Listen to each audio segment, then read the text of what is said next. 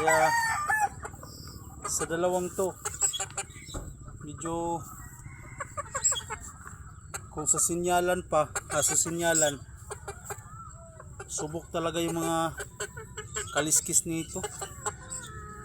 Sinyal, titindi. Ang lalaking manok mga par.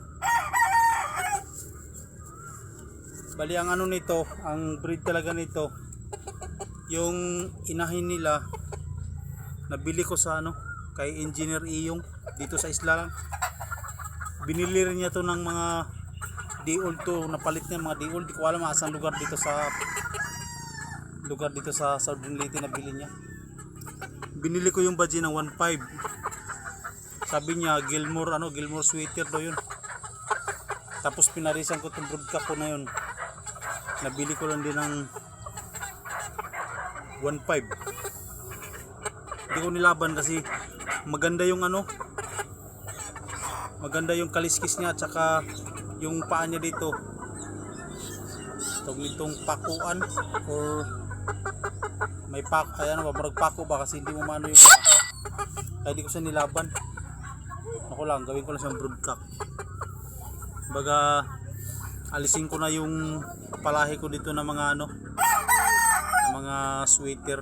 Ito na yung ipalit ko, yung Gilmore sweater at saka yung broodcock ko. Di ko alam kung anong linyado yung broodcock ko, malaking manok yun. Tsaka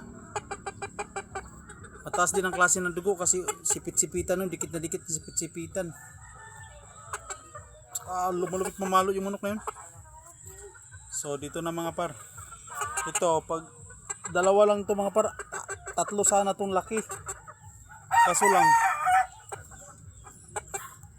namatay yung isa na nakakain ng ano, nung labud-labud na pula, kaya nahilo, matay. Kaya ito dalawa na lang. Ito lang yung mga matitindi yung kung mananiwala tayo sa mga kaliskis o sinyal. Itong dalawa to matindi ang sinyal nito mga par. Kaya pag may bumibili nito sa ganitong halaga, ang price agad to tumataging 3,000.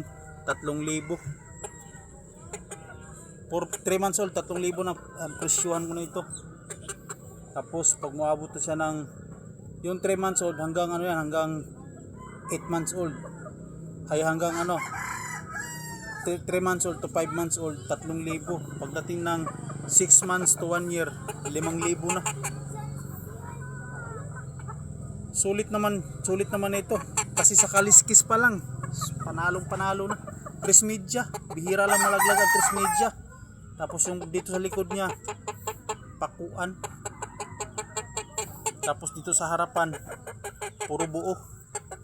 Kumbaga solido sa sinyal. So dito lang mga par, update lang nito sa dalawang ano to. Naisumunod dito mga par, 1 month old, nandun pa. Mga ganito pa rin yung mga inahan nito at saka amahan to isa.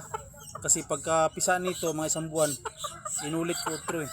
Tapos ngayon pinahinga ko, inulit ko na naman yung ama nito, tsaka yung badge ko na sweater. Yun naman yung pinapartner ko. So dito lang mga par.